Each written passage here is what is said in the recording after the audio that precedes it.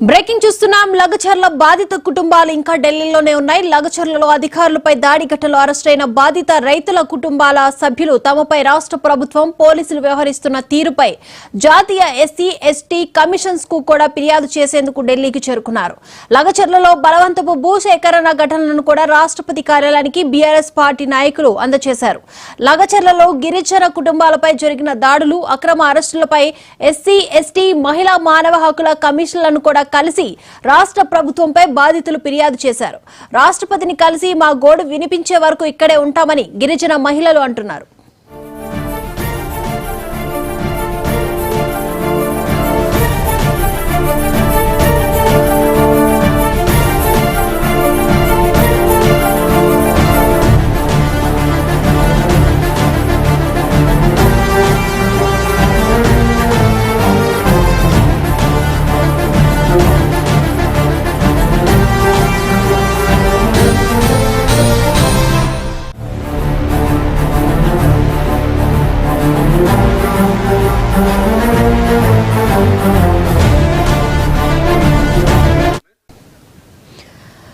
లగచర్ల బాధిత కుటుంబాలు ఇంకా ఢిల్లీలోనే ఉన్నాయి. లగచర్లలో అధికారులపై దాడి ఘటనలో అరెస్ట్ అయిన బాధిత రైతుల కుటుంబాల సభ్యులు తమపై రాష్ట్ర ప్రభుత్వం పోలీసులు వ్యవహరిస్తున్న తీరుపై జాతీయ ఎస్సీ ఎస్టీ కమిషన్ కు ఫిర్యాదు చేసేందుకు ఢిల్లీకి చేరుకున్నారు. లగచర్లలో బలవంతపు భూసేకరణ ఘటనను రాష్ట్రపతి కార్యాలయానికి బీఆర్ఎస్ పార్టీ నాయకులు అందజేశారు. లగచర్లలో గిరిజన కుటుంబాలపై జరిగిన దాడులు, అక్రమ అరెస్టులపై ఎస్సీ ఎస్టీ మహిళా మానవ హక్కుల కమిషన్లను కలిసి రాష్ట్ర ప్రభుత్వంపై బాధితులు ఫిర్యాదు చేయనున్నారు. ఇక రాష్ట్రపతిని కలిసి మా గోడు వినిపించే వరకు ఇక్కడే ఉంటామని గిరిజన మహిళలు అంటున్నారు.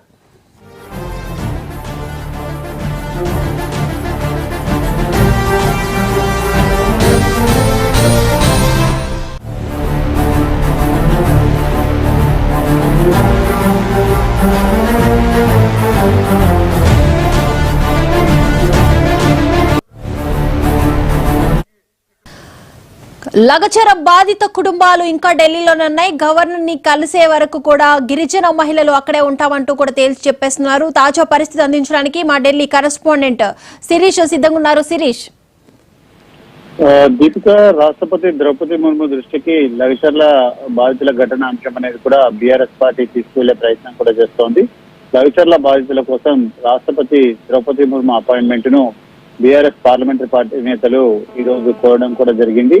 అయితే ఇంతవరకు రాష్ట్రపతి భవన్ కార్యాలయం నుంచి ఎటువంటి సమాచారం కూడా లేదు. ఈ నెల 22వ తారీఖున రాష్ట్రపతి హైదరాబాద్ వస్తున్న నేపథ్యంలో అక్కడ అపాయింట్మెంట్ ఇచ్చినా పర్వాలేదు, లేదంటే బాధితులందరూ కూడా ఇక్కడే ఉన్నారు కాబట్టి ఢిల్లీలోనే కలవడానికి వాళ్ళకి అవకాశం ఇవ్వాల్సిందిగా కూడా బీఆర్ఎస్ పార్టీ నేతలు కూడా కోరుతున్నారు. లగచర్లలో గిరిజనులపై జరుగుతున్న అణచివేత సమాచారం మొత్తాన్ని కూడా రాష్ట్రపతి కార్యాలయ అధికారులు కూడా కోరారు. ఎందుకంటే అపాయింట్మెంట్ కోరే ముందు అసలు ఎందుకు వీళ్ళు అపాయింట్మెంట్ అడుగుతున్నారు, అంశం అందులో ఉన్న వాస్తవాలు ఏంటి అన్ని కూడా తెలుసుకునే ప్రయత్నం కూడా చేస్తున్నారు. సో ఈ నేపథ్యంలో లగచర్లలో బలవంతపు భూసేకరణ అనేది కూడా జరుగుతోందని చెప్పేసి ఇటు గిరిజనులు, అదేవిధంగా బీఆర్ఎస్ పార్టీ కూడా ఆరోపిస్తోంది. పోలీసులు బాధితుల భూములు ఇచ్చేందుకు నిరాకరించిన బాధితులపై దాడులు చేస్తున్నారు, లైంగిక దాడులకు వంటి వాటికి పాల్పడుతున్నారని చెప్పేసి ఈ లేఖలో రాసిన మీదట రాష్ట్రపతి భవన్ కార్యాలయం అధికారులు ఈ సమాచారాన్ని కూడా కోరడం జరిగింది. సో వివరాలన్నింటినీ కూడా బీఆర్ఎస్ పార్టీకి సంబంధించిన నేతలు రాష్ట్రపతి భవన్ కార్యాలయానికి అందజేసినట్టుగా కూడా సమాచారం. ఇప్పటికే లగచర్లలో గిరిజన కుటుంబాలపై జరిగిన దాడుల్ని నిన్న ఈ అక్రమ అరెస్టులు కానీ దాడులు కానీ వీటిని ఎస్సీ ఎస్టీ కమిషన్, అదేవిధంగా మహిళా మానవ హక్కుల కమిషన్ కూడా కలిసి బాధితులందరూ కూడా ఫిర్యాదు చేయడం కూడా జరిగింది. అయితే రాష్ట్రపతి మాకు అపాయింట్మెంట్ ఇచ్చేంత వరకు కూడా ఢిల్లీలోనే ఉంటాం, రాష్ట్రపతి కనుక కలిస్తే మా గోడును తెలియజేసుకుంటామని చెప్పేసి కూడా ఈ బాధితులు కూడా కోరుతున్నారు. Right, thank you Sirish.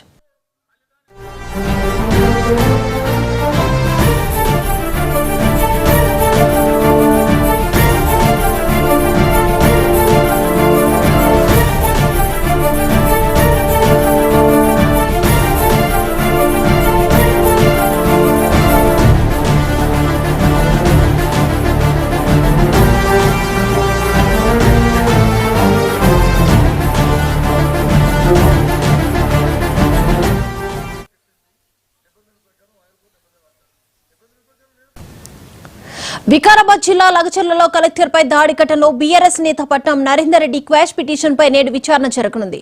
Petition ను తెలంగాణ హైకోర్టు విచారించనుంది. కొడంగల్ మెజిస్ట్రేట్ ఇచ్చిన రిమాండ్ ఆర్డర్ ని క్వాష్ చేయాలని నరేందర్ రెడ్డి హైకోర్టులో పిటిషన్ వేశారు. లగచర్ల కేసు A1 గా పట్నం నరేందర్ రెడ్డి ఉన్నారు. కొడంగల్ కోర్టు ఇచ్చిన రిమాండ్ ను క్వాష్ చేయాలని నరేందర్ రెడ్డి వేసిన పిటిషన్ పై నేడు హైకోర్టులో విచారణ జరగనుంది.